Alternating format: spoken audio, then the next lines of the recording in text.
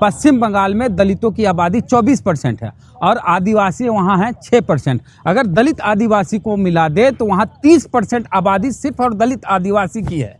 और अगर मुस्लिम को जोड़ दें तो मुस्लिम की वहाँ आबादी है 27%। तो दलित, मुस्लिम और आदिवासी यही तीनों मिलके 57% आबादी इनकी हो जाती है। ये तो डॉक्यूमेंटेड है। लेकिन हमको लगता है कि इनकी आबादी तीनों को मिला दे तो 60% या उससे ऊपर हो सकता है। तो दलित, आदिवासी और मुस्लिम ही सिर्फ एक हो जाए तो पश्चिम बंगाल में मुख्यमंत्री बन सकते हैं या तो दलित या मुस्लिम या आदिवासी। अगर तीनों एक हो जाए तो और अगर ओबीसी इनके साथ हो जाए, दलित, आदिवासी, मुस्लिम और ओबीसी, तब तो कोई कीमत पर वहाँ बंगाल में अगड़ी जात का कोई मुख्यमंत्री नहीं बन सकता। जैसा कि आपने कहा कि बंगाल में अब तक जितने मुख्यमंत्री हुए सब अगड़ी जात के क्यों हुए? इसलिए हुए क्योंकि वहाँ अंबेडकर साहब को पहुँचने नहीं दिया गया, बहुजन क्रांति वहाँ नहीं हुई, कांशीराम साहब को पहुँचने नहीं दिया गया। अभी तक देखिए वहाँ पर 8 मुख्यमंत्री बने हैं पश्चिम बंगाल में अलग अलग टाइम पे, और कोई 2 बार बने हैं, कोई 1 बार बने हैं, कोई 3 बार बने हैं। लेकिन जितने भी मुख्यमंत्री वहाँ पर बने हैं सब अगड़ी जात के बने हैं। हम आपको लिस्ट बता देते थे, सबका नाम बता देते हैं। देखिए वहाँ पहले मुख्यमंत्री बने प्रफुल्ल चंद्र घोष, और वो कायस्थ जाति के हैं लाला जी। वो 1, 2, 3 बार मुख्यमंत्री बने। और उसके बाद मुख्यमंत्री बने विधान चंद्र राय, और ये भी कायस्थ जाति के हैं। और उसके बाद मुख्यमंत्री बने प्रफुल्ल चंद्र सेन, ये भी कायस्थ जाति से हैं। यानी शुरू से 3 गो जो मुख्यमंत्री बने हैं वो लाला जी या कायस्थ जाति के हैं, वो है। उसके बाद जो मुख्यमंत्री बने अजय कुमार मुखर्जी, ये 2 बार मुख्यमंत्री बने और इनकी जाति है ब्राह्मण, मतलब लाला जी के बाद ब्राह्मण जी का नंबर आ गया। उसके बाद मुख्यमंत्री बने सिद्धार्थ शंकर राय, ये भी ब्राह्मण समाज से हैं। और उसके बाद ज्योति बसु मुख्यमंत्री बने लेफ्ट की सरकार में, ये मुख्यमंत्री बने, इनकी जाति भी है कायस्थ। उसके बाद मुख्यमंत्री बने बुद्धदेव भट्टाचार्य, ये भी लेफ्ट की सरकार में, ये भी इनकी जाति देखें तो ये है ब्राह्मण। तो और उसके बाद ममता बनर्जी बनी मुख्यमंत्री, इनकी जाति भी ब्राह्मण। यानी इनकी जाति देखें मुख्यमंत्रियों की कायस्थ कायस्थ कायस्थ, ब्राह्मण ब्राह्मण, कायस्थ ब्राह्मण ब्राह्मण। यानी 8 मुख्यमंत्री में 4 मुख्यमंत्री कायस्थ, 4 मुख्यमंत्री ब्राह्मण, जबकि वहाँ आबादी दलित पिछड़ों की सबसे ज़्यादा है, आदिवासियों की है, मुसलमानों की है। तो सोचिए जिसकी आबादी वहाँ दलित, आदिवासी, मुस्लिम, यही तीनों मिलके वहाँ पर 60% है। अगर ओबीसी, कहीं भी ओबीसी कहा जाता है, चलिए बंगाल में ओबीसी 30% मान लेते हैं, 60, 30, 90, वहाँ भी 90% आबादी दलित, आदिवासी, मुस्लिम और ओबीसी की है। लेकिन एक भी मुख्यमंत्री वहाँ नहीं बना। क्यों नहीं बना? सबसे बड़ी बात है वहाँ की भाषा की समस्या, क्योंकि जितने भी हमारे सोशल रिफॉर्मर हुए, हिंदी भाषी हुई है, अन्य भाषा में हुए, वहाँ बंगला समझते हैं लोग, हिंदी समझते नहीं हैं। तो बाबा साहब की किताबों को बंगला में अगर ट्रांसलेट करके वहाँ उन लोगों तक पहुँचाया जाए, उनके विचारों को, मान्यवर कांशीराम जी के विचारों को उन तक पहुँचाया जाए तो सामाजिक बदलाव होगा। और हमारे बांग्लादेश बहुत सारे दलित चले गए थे, मुतुआ समाज के, नाम शूद्रा जो जाति है वहाँ दलित में, ये सारी जातियाँ हैं। हाँ, नाम शूद्रा, मतुआ। अब देखिए मोदी जी जब पिछला चुनाव था, याद करिएगा, पिछला विधानसभा चुनाव बंगाल का था, तो नरेंद्र मोदी बांग्लादेश गए थे। मुतुआ समाज का जो मंदिर है बांग्लादेश चल गए और वहाँ मुतुआ समाज के मंदिर में जाके मत्था टेक रहे थे कि इसका प्रभाव बंगाल चुनाव पे होगा और बंगाल के जो दलित समाज के वोट हैं वो भाजपा को मिलेंगे। हो सकता है मिला होगा, हो सकता है नहीं मिला होगा, लेकिन मोदी जी ये नहीं कहते हैं कि बंगाल में कोई दलित मुख्यमंत्री होगा। अभी बीजेपी की कितने राज्यों में सरकार है बताइए? 20 गो में होगा, 20 प्लस में। एक भी दलित नहीं मिला 20 राज्यों में कि जहां दलित मुख्यमंत्री बनाया जाए। पूरे भारत में जितने भी भाजपा सरकार है, भाजपा की या भाजपा अलायंस की, कहीं भी दलित मुख्यमंत्री क्यों नहीं? हमारा सवाल इससे है। दलित कब तक सिर्फ भाजपा को वोट देते रहेंगे? मुख्यमंत्री क्यों नहीं होगा भाजपा में? तो क्या ममता बनर्जी का, हम आगे बता रहे हैं, सवाल पूछने की जरूरत नहीं, हम और बता रहे हैं।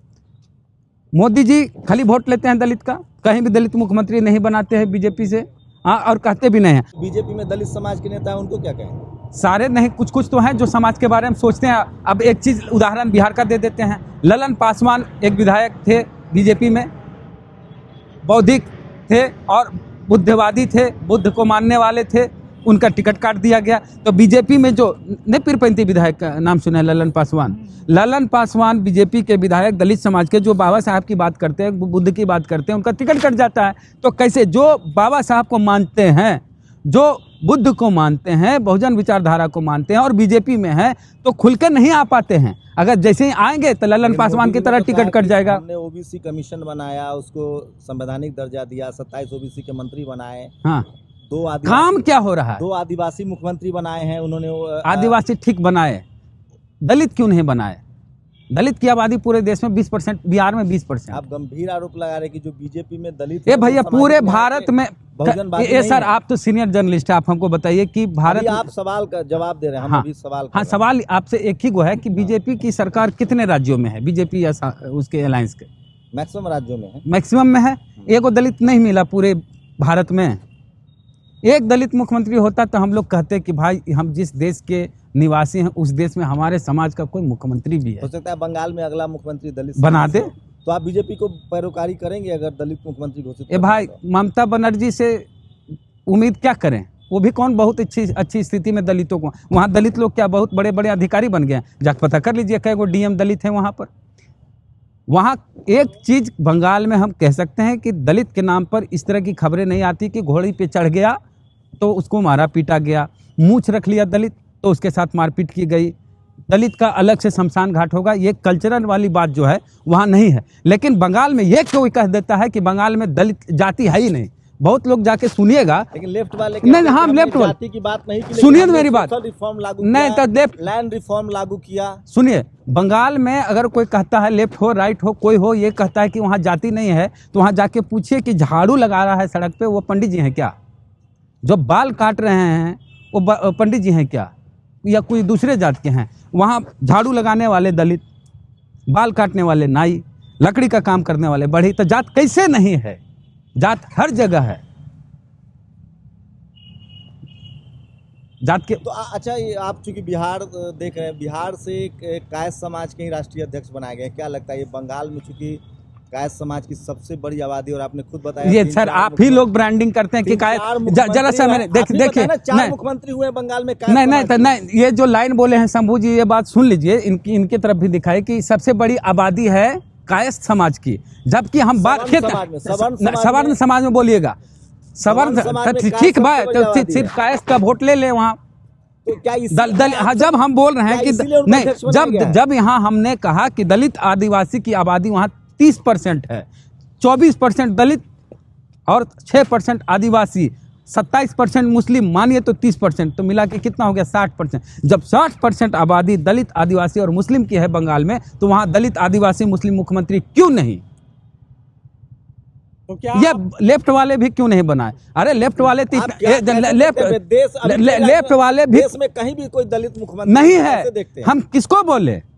राहुल गांधी भी बिहार में ठग के गए कि हम अति पिछड़ों को टिकट देंगे, दलित को रिजर्व के बाहर कोई टिकट ही नहीं देता है बिहार में। जातीय जरा सा, अरे सुनिए, एक्सेप्शन एक केस है, सुनिए मेरी बात, हम बिहार की बात करें ना, यहाँ चुना हुआ राहुल गांधी आके बोले थे कि मैं अति पिछड़ों को इतना, प्रदेश अध्यक्ष तो बनाया उन्होंने, प्रदेश जरा सा हमको बोलने दीजिए, पहले आप सवाल कर लीजिएगा। अति पिछड़ों को टिकट देंगे, लेकिन टिकट देने की बारी आई तो राहुल गांधी ने नहीं दिया। अब सुनिए दलित वाली जो बात आप बोल रहे हैं, दलितों की आबादी जाति आधारित गणना में बिहार में आई 20% और रिजर्व सीटें हैं 16%, तो 16% रिजर्व सीटों पर ही टिकट मिला, जबकि हमारी आबादी 20% है, तो 4% मेरा हिस्सा कौन खा रहा है? तो आप तो बड़े चेहरा, आप पॉलिटिकल इनिशिएटिव क्यों नहीं लेते हैं? हम काहे ले? सबका अपना अपना काम है। हम जिस फील्ड में हैं उस फील्ड में हमारे जैसे 150 लोग आ जाएंगे तब हम सोच सकते हैं। आपको सबसे ज्यादा खासकर शेड्यूल कास्ट की ऐसी पार्टी कौन सी लगती है? कौन? कोई नहीं है बिहार में अभी, कोई नहीं। देश भर में? देश भर में अभी कहाँ कोई है? कोई पार्टी शेड्यूल कास्ट ऐसी नहीं है। कहाँ है? आपको लगता होगा ना? नहीं, कोई नहीं है। बीएसपी तो स्थिति दयनीय हो गई है अभी, सच्चाई तो हम मान। बीएसपी जब अपने पीक पर थी तो दलित के लिए सबसे काम ज्यादा की तो बहन जी ने किया। आजाद समाज पार्टी? आजाद समाज पार्टी अभी शुरुआत हुई है। पश्चिम बंगाल में क्या होगा अब? दलित कैसे आगे बढ़े? दलित अब के का भागीदारी सत्ता में कैसे हो, क्या अब करना चाहिए? पश्चिम बंगाल में बंगला जानते हैं लोग, बंगला समझते हैं लोग। वहाँ हम लोग जाके कहेंगे बाबा साहब को जानिए, बाबा साहब को समझिए, तो उन लोग को पता नहीं चलेगा हम लोग की भाषा। जरा सा एक सर हाँ। बाबा साहेब संविधान सभा में बंगाल से, यही तो दुखद बात है कि जिस बंगाल से, हाँ जरा सा अब हमको बोलने दीजिएगा, जिस बंगाल से बाबा साहब संविधान सभा के लिए चुन के जाते हैं, उस बंगाल में बाबा साहब को लोग नहीं जानते हैं। क्यों नहीं जानते हैं? क्योंकि जिस बंगाल के हिस्से से बाबा साहब चुन के गए थे वो हिस्सा बांग्लादेश, जरा सा आप ही बोलिएगा कि हमको बोल दीजिएगा, वो हिस्सा अब बांग्लादेश में है जहां से बाबा साहब चुन के गए थे। जोगेंद्र मंडल वहीं से, उनकी हाँ। राजनीतिक विरासत है जोगेंद्र मंडल हाँ, की। तो वो हिस्सा बांग्लादेश में है। जो पाकिस्तान के कानून मंत्री भी बने हाँ जोगेंद्र हाँ मंडल, हाँ हाँ वो बड़े आइकॉन थे दलित राजनीति जी के। जी, जोगेंद्रनाथ मंडल जान रहे हैं। आप कह रहे हैं बंगाल में सामाजिक जागरूकता नहीं है, पिछड़े दलित नहीं समाज है। में, आदिवासी समाज में। नहीं है। अगर रहता तो अच्छा, बंगाल में कोई बड़ा नेता बताइए जो दलित, बिहार में बोली सबसे ज्यादा दलितों की पार्टी है, चिराग पासवान की पार्टी, जीतन राम मांझी जी की पार्टी, पशुपति पारस जी की पार्टी, यहाँ भीम आर्मी भी है, यहाँ पर मायावती जी की पार्टी है, 55 को पार्टी एक्टिव है, और भी पार्टियां बहुत सारी छोटी मोटी दलितों की है। लेकिन बताइए कि बंगाल में जहाँ 30% दलित आदिवासी है, वहाँ एक दलित की पार्टी बता दीजिए तो हम जान जाए। क्या रास्ता क्या है? अगर ये क्राइसिस रास्ता है तो यही आपके है, हिसाब से रास्ता रास्ता क्या है? एक ही है कि हम लोग जो हिंदी बोलते हैं या जो इंग्लिश बोलते हैं, वहाँ बंगला बोलना पड़ेगा, तभी वहाँ लोग समझेंगे। क्योंकि वहाँ के जो गांव क्षेत्र में जाएंगे, कलकत्ता को छोड़ के ग्रामीण क्षेत्रों में, तो वहाँ हिंदी समझेगा ही नहीं। तो वहाँ आप बाबा साहब को कैसे पढ़ाइएगा जब तक आप बंगला में नहीं लिखेगा? ये समस्या है, सब भाषाई समस्या है सबसे। पर ये एक सवाल है कि बीएसपी भी राष्ट्रीय पार्टी है, चंद्रशेखर आजाद की पार्टी भी अब कई राज्यों में अरे बीएसपी तो, बीएसपी की स्थिति तो यूपी बिहार में ही खराब है, तो बंगाल का भी अब जलवा बढ़ रहा है। बिहार में उन्होंने 5 सीट जीता। हाँ। तो बंगाल में क्या ओवैसी? नहीं, बंगाल में ओवैसी जी का नहीं चलेगा। वहाँ चूंकि ममता बनर्जी के बारे में कहा जाता है कि प्रो मुस्लिम है, और हैं भी। तो प्रो मुस्लिम है तो प्रो मुस्लिम वहाँ नहीं चलेगा। 27% आबादी है मुसलमानों की वहाँ पर, तो उसको लेके तो वहाँ पर ओवैसी जी नहीं दलितों चले। के लिए भी अच्छा काम कर रही होंगे ममता बनर्जी, तभी तो दलितों नहीं उनको। अच्छा, जो बीजेपी को वोट आया, क्या जरूरी है कि वो सारे वोट अगड़ी जात वाले के आए? हो सकता है दलित वोट कर रहे होंगे बीजेपी को।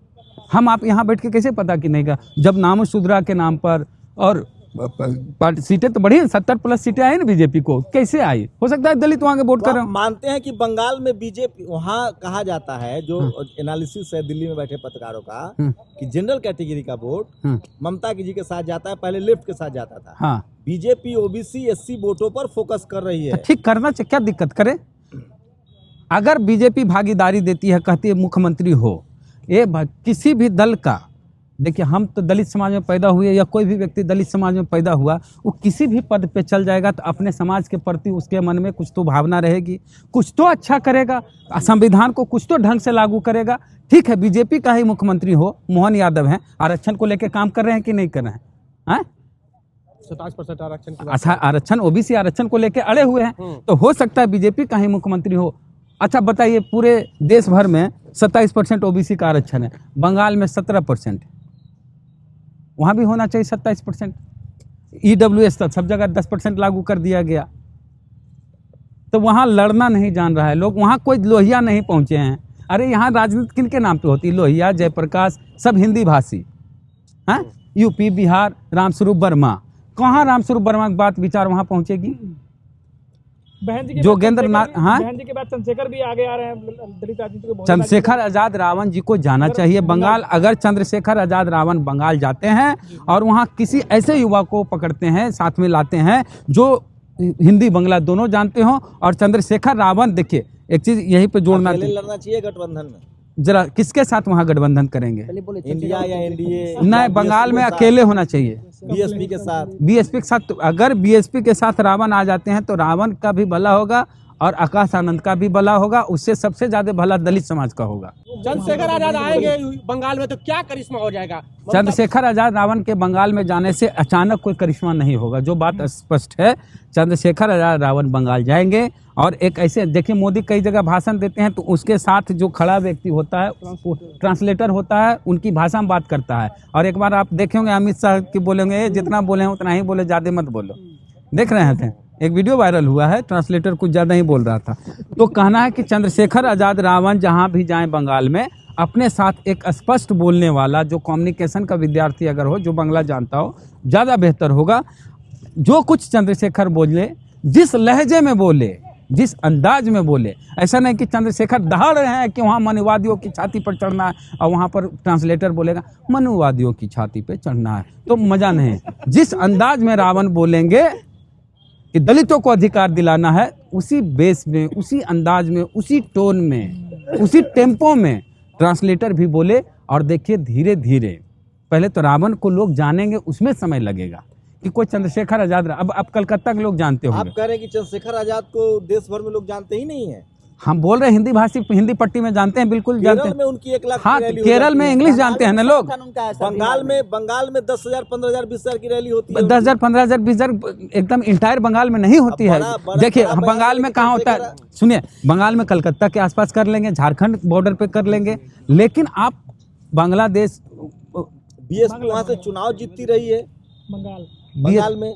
तो बीएसपी पुरानी पार्टी है, तो अभी कहाँ नहीं जीत रही है? एक कितनी सीटें जीत रही थी? हिंदी भाषी आसपास बॉर्डर इलाके में जीत लेंगे। हो सकता है दलितों के लिए ममता बनर्जी बहुत अच्छा काम एक की चीज हो। और है, आपको बताते, ये जरूरी चीज है। पिछले चुनाव में, पिछले बंगाल चुनाव में, सुन लीजिए सब, पिछले पश्चिम बंगाल के चुनाव में हेमंत सोरेन ने प्रयास किया था कि हमारी पार्टी का उम्मीदवार चुनाव में उतरे और चुनाव लड़े। ममता बनर्जी ने धमकाया, हेमंत सोरेन वापस हो गए। किसी को याद होगा चाहे नहीं होगा, चूंकि मैंने उस चुनाव को बड़े अच्छे से, बड़े करीब से कवर किया था, हमको पता है। तो ममता बनर्जी हड़काती भी हैं कि हम घुस जाएंगे झारखंड के चुनाव में तो क्या करेगा हेमंत सोरेन, बताओ।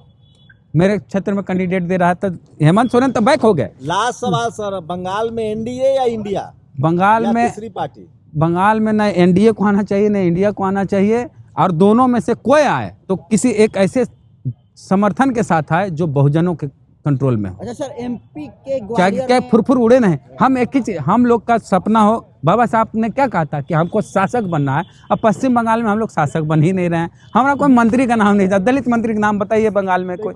हाँ बताइए ना आप ही लोग। आप कहते हैं ना बिहार में फलना, अरे महाराष्ट्र में इतने दलित नेता हैं, यूपी में इतने दलित नेता हैं, आप बताइए बंगाल में कौन दलित नेता है? मनोरंजन व्यापारी जी का जिक्र किए तो उनको भी बहुत संतुष्ट नहीं है ममता बनर्जी से या सरकार से। एमपी के ग्वालियर में बाबा साहब अम्बेडकर के खिलाफ में मुर्दाबाद के नारे लग रहे हैं, तस्वीरें जलाई जा रही है, क्या कहेंगे उस पर? ये खबर पुरानी हो गई, इसको बंद कीजिए। बहुत पुरानी हो गई है। वही लोग आज कह रहे हैं कि एसएसटी खत्म करेंगे। नहीं, भी पुरानी है। अब सीबी पांडे वाला बोल रहे हैं।